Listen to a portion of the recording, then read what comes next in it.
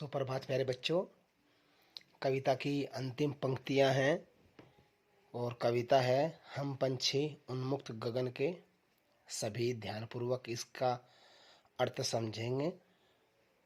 चलिए आइए शुरू करते हैं।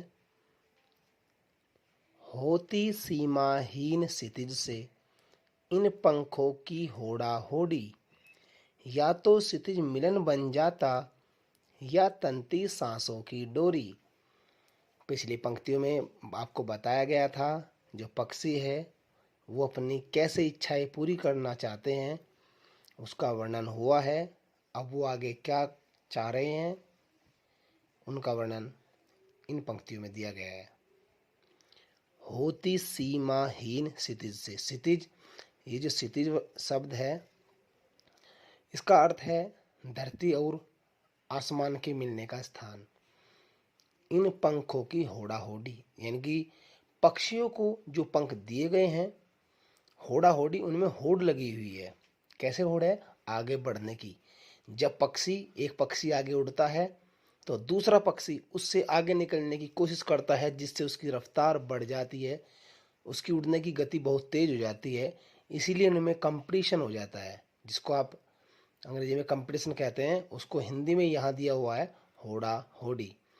और उनके लिए सीमाहीन, सीमा समाप्त हो जाती है, क्योंकि उन्हें नहीं पता होता कि हमें आगे कितना जाना है।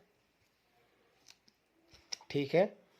उसके बाद या तो क्षितिज मिलन बन जाता या तंती सांसों की डोरी।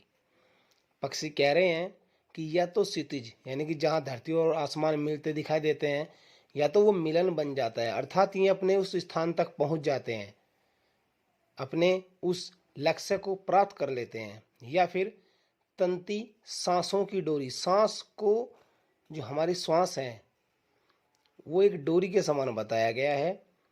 तंती तन जाते, जिस प्रकार एक रस्सी को हम खींच लेते हैं, उसी प्रकार जब पक्षी हवा में बहुत तेजी के साथ उड़ते हैं तो उनकी सांस खींचने लगती है। इतनी तेज वो उड़ते हैं कि उनकी सांसें डोरी की तरह बहुत तेज हो जाती है, बहुत खिंच जाती है। पक्षी क्या चाहते हैं अंतिम पंक्तियों में ये बताया है शिव मंगल सिंह इन कवि ने। ये कवि हैं, क्या कहा है?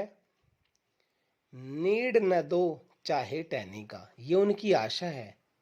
पक्षी कहते हैं कि नीड न दो, चाहे हमें घोंसला ना दो, चाहे टहनी का, यानी कि हमें टहनी पर घोंसला ना दो, कोई परेशानी नहीं है हमें। आश्रय छिन्न भिन्न कर डालो, यदि हमने हमारा घोंसला भी अगर हमने बनाया है, चाहे उसे भी आप तोड़ डालो, लेकिन पंख दिए हैं तो, लेकिन हमें जो पंख दिए हैं तो आकुल उड़ान में विघन न डालो। आकुल जो हमारी उड़ान है, आकुल का मतलब है बड़ी उड़ान है, उसमें विघ्न अर्थात बाधा न डालो। इन पंक्तियों के माध्यम से कवि अपनी इच्छाएं पूरी कर रहे हैं।